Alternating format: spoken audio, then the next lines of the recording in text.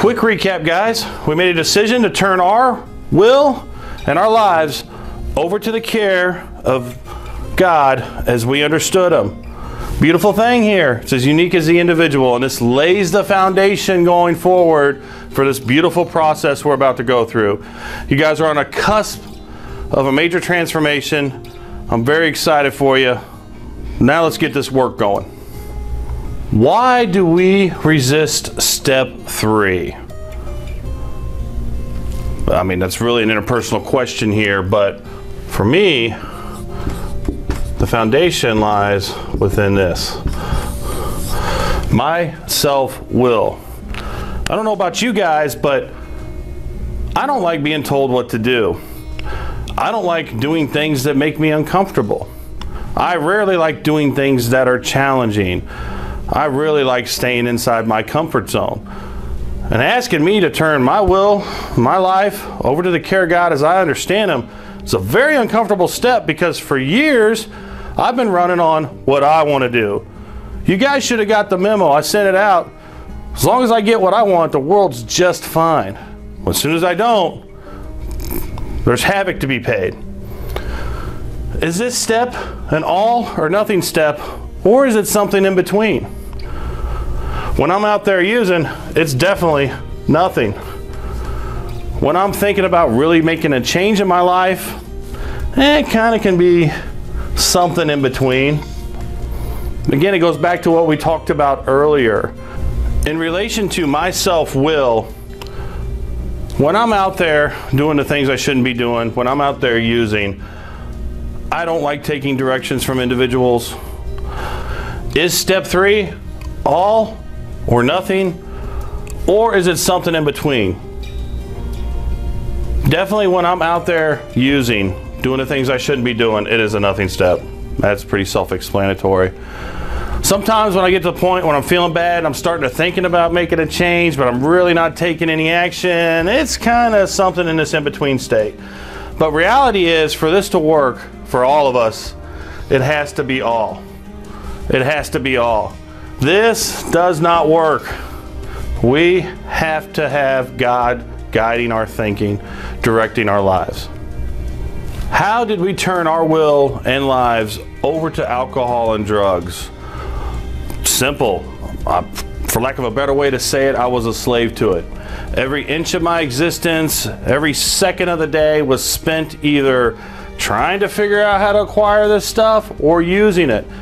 It got so bad, it got to the point where when I would finally score something, I wasn't even enjoying the high because I was worried about what I was going to do next. Running around this world with blinders on. It's a terrible existence. What is meant by our surrendering taking time? If you've come this far, you have gone through this process, although you may or may not believe that. It takes time for us to adjust. You don't just walk into a treatment center off the cusp. You had to have been thinking about it to some point prior to this before making this decision. I guess the only exception would be if a judge's gavel sent you here.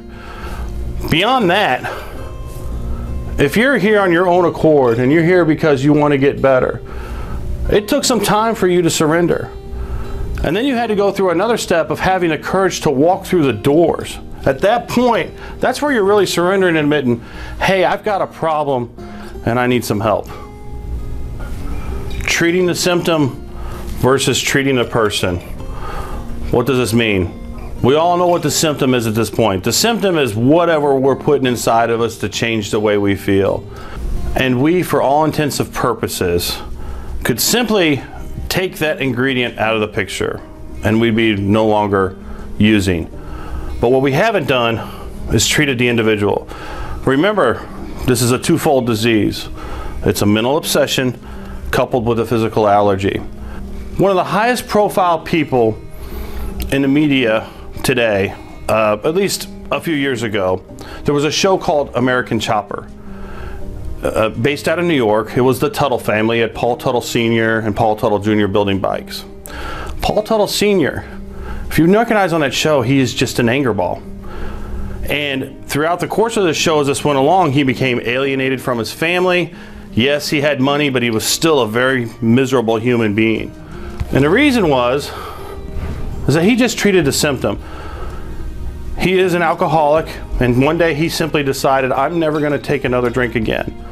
But what he didn't do was treat the person. He just got rid of the symptom.